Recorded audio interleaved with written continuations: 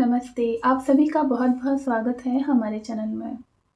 पिछले संडे मैं एक वीडियो लेकर आई थी जिसमें मैंने आपको बताया था कि गुजराती भाषा कैसे सीखें। उसमें कुछ टिप्स दिए थे मैंने और उस वीडियो को मैंने बहुत ही संक्षिप्त में बनाया था क्योंकि मुझे नहीं पता था कि आप लोगों को वो पसंद आएगा या नहीं आएगा। आपके लिए वो हेल्पफुल होगा या नहीं होगा। लेकिन जब मैंने आपके कमेंट्स पढ़े तो मुझे महसूस हुआ कि इसको विस्तार में बनाना चाहिए क्योंकि और भी बहुत सारे टिप्स हैं जिन पर चलकर आप बहुत अच्छी गुजराती सीख सकते हैं। आप पूर्ण तरह से गुजराती में परफेक्ट बन सकते हैं। तो फिर ये वीडियो मैं लाई हूँ उसका अगला भाग जिसमें मैं आपको और भी टिप्स दूँगी कि किस प्रकार से आप अच्छी गुजराती सीख सकते हैं। तो सबसे पहले हम इस बात पर फिर से चर्चा कर लेते हैं कि पिछले वीडियो में मैंने क्या बताया था। तो एक तो मैंने ये बताया था कि आप विचार गुजराती में करें, मन में सोचें लेकिन गुजराती में। और दूसरा, गुजराती पढ़ें, खूब सारी कहानियाँ, कविताएँ जो भी आप पढ़ना पसंद करते हैं उसे गुजराती में पढ़ें। और तीसरा बताया था कि गुजराती सुनें। तो ये 3 टिप्स दिए थे मैंने कि किस प्रकार से इन छोटी-छोटी बातों का ध्यान रखकर आप गुजराती अच्छी कर सकते हैं। और अब हम उससे आगे बात करेंगे। उससे पहले मैं आपको ये बताना चाहती हूँ जो कि एक कमेंट्स है जो बार-बार आते हैं कि मैम ये एलपीटी क्या है? तो सबसे पहले इसके बारे में मैं बता देती हूँ कि एलपीटी यानी कि लैंग्वेज प्रोफिशिएंसी टेस्ट, जिसमें कि अदर स्टेट से आने वाले जो बच्चे हैं उनका भाषा प्रवीणता परीक्षा होती है उनकी। लैंग्वेज प्रोफिशिएंसी टेस्ट जिसे हिंदी में कहते हैं भाषा प्रवीणता परीक्षा। तो ये है एलपीटी का अर्थ। अब हम आगे बात करते हैं भाषा के बारे में।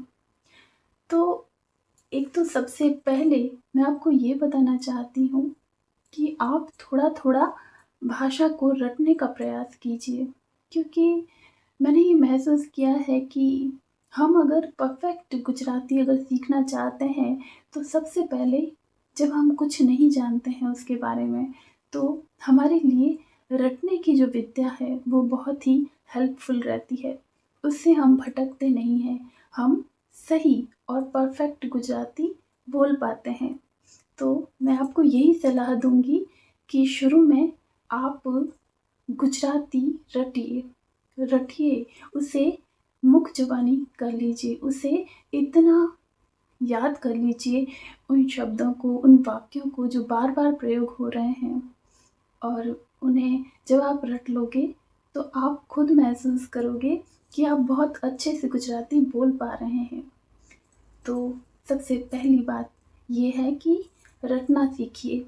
गुजराती में अलग-अलग नए-नए वाक्य रोज़ आप रटिए। इससे क्या होगा कि जिस तरह से बूँद-बूँद से घड़ा भरता है, उसी प्रकार से आप बहुत सारे शब्दों को और वाक्यों को रट लेंगे जिसके कारण आपके पास में काफ़ी सारा गुजराती शब्दों और वाक्यों का खजाना आ जाएगा। तो ये थी पहली बात जिसे आपको ध्यान में रखनी है। अब करेंगे दूसरी बात। दूसरी बात ये है कि आपने रट लिया है शब्दों को, वाक्यों को, उसके बाद में उनको दोहराइए।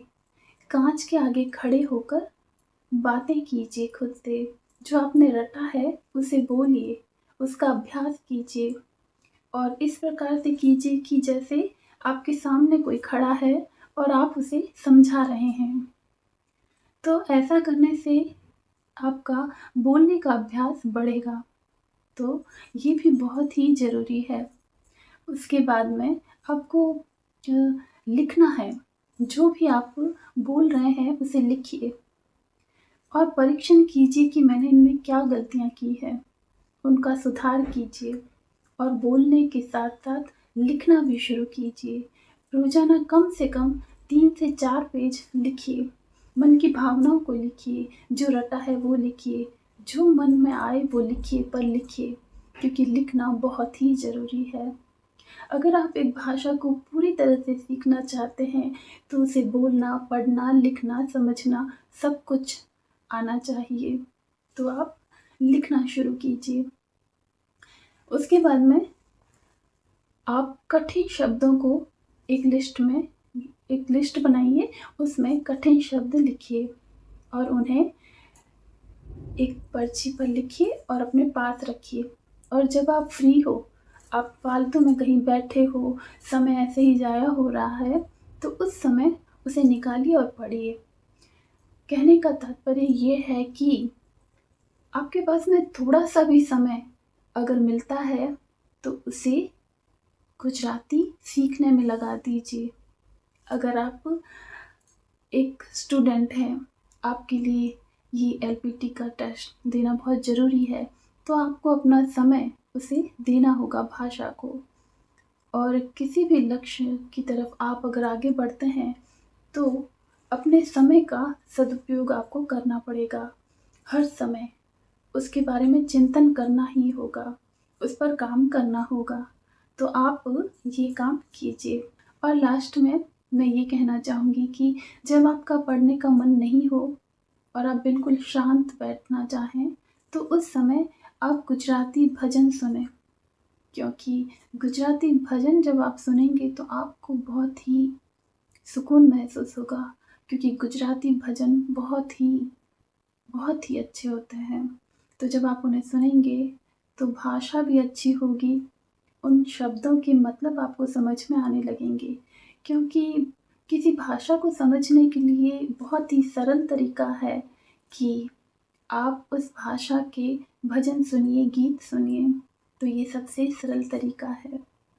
तो ये कुछ बातें थी जिसे ध्यान में रखकर आप अपनी गुजराती भाषा को पूरी तरह से परफेक्ट कर सकते हैं। तो आशा करती हूँ कि आपको ये वीडियो पसंद आया होगा। इसी तरह के नए नए टॉपिक के साथ में जल्द मिलेंगे। तब तक के लिए स्वस्थ रहिए, सुरक्षित रहिए। जय हिंद।